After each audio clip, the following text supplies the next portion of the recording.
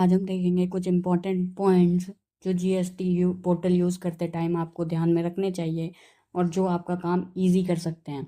तो बने रहिए हमारे साथ, हम आगे वीडियो में देखेंगे कि कैसे कैसे हम जीएसटी पोर्टल को और बेहतर तरीके से यूज़ कर सकते हैं। इसी तरह की वीडियो के लिए आप हमारे चैनल को लाइक सब्सक्राइब करके रखें ताकि आपको नोटिफिकेशन मिल जाए। तो चलिए शुरू करते हैं। जो भी पॉइंट्स हम अभी डिस्कस करेंगे उसके लिए आपको एक चीज़ मेक श्योर करनी है कि आपने जीएसटी पोर्टल पे लॉगिन करके रखा हो। बिना लॉगिन के ये वाले फीचर्स आपको नहीं दिखेंगे। विदाउट लॉगिन ये इनेबल नहीं होते। तो चलिए एक एक करके देखते हैं कि हम क्या क्या यूज़ कर सकते हैं ऑन जीएसटी पोर्टल। एक पॉइंट देखते हैं सबसे पहले कि जब आप ऊपर आओगे तो यहाँ पे आपको यूज़र डैशबोर्ड दिखेगा।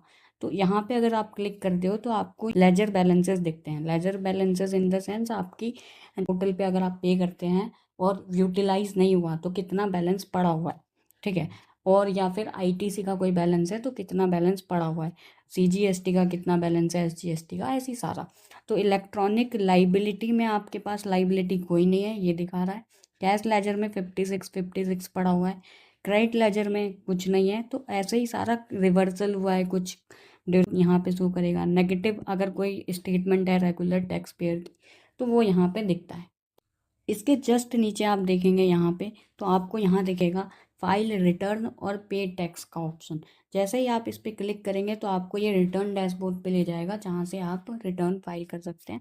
और सेकंड, इस पर क्लिक करेंगे तो ये आपको पेमेंट के लिए लेके जाएगा जहाँ पर आप चालान क्रिएट करके पे कर सकते हैं। अगर आप राइट कॉर्नर में जाएंगे इसके बाद, ये वाला राइट कॉर्नर, इसके बाद तो यहाँ पे आपको आपकी डिटेल दिखेगी कि आपके बिजनेस का क्या नाम है, फिर GSTIN नंबर, और उसके बाद यहाँ पे दो और ऑप्शन दिखते हैं। यहाँ पे एक व्यू प्रोफाइल, अगर आप इस पर क्लिक करते हैं तो आपको अपने प्रोफाइल पे लेके जाएगा। प्रोफाइल बनाने का एक और तरीका होता है जो हम बाद में डिस्कस करेंगे।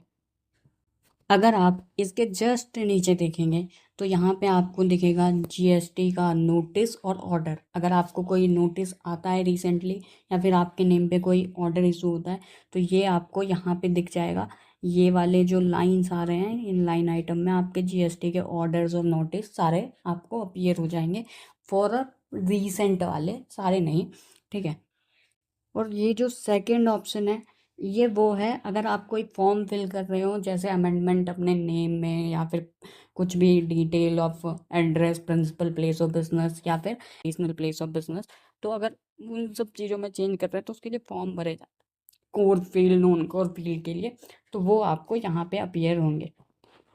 जैसे ही आप और थोड़ा नीचे आओगे पोर्टल पे तो यहाँ पे इस प्लेस पे आपको दिखेगा टर्नओवर से रिलेटेड सारी डिटेल, जो भी आपका साल में या फिर है वो सारी डिटेल दिख जाएगी। यहाँ पे होगा क्या, ये पहला आपका GSTIN नंबर होगा।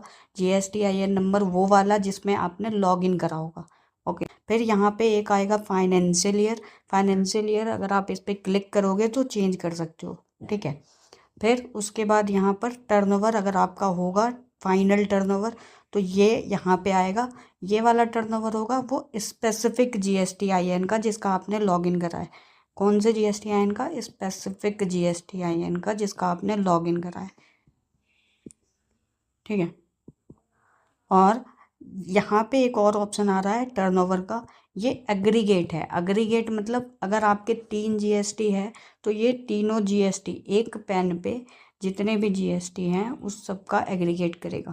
ये पैन एग्रीगेट टर्नओवर है, पैन एग्रीगेट टर्नओवर, ठीक है। तो यहाँ से आप साल का टर्नओवर एक बार में ही देख सकते हैं कि आपका GST में कितना फाइल हुआ है। और ये जो टर्नओवर है ये पिक किया जाता है GSTR 3B के अकॉर्डिंग, ओके। तो अगर आपको यहाँ पे देखना है कि हर ईयर वाइज अगर चेंज करके चेक करोगे तो ये चेंज होएगा। जैसे हमारा चेंज हो रहा है तो वैसे ही आपका भी चेंज होएगा।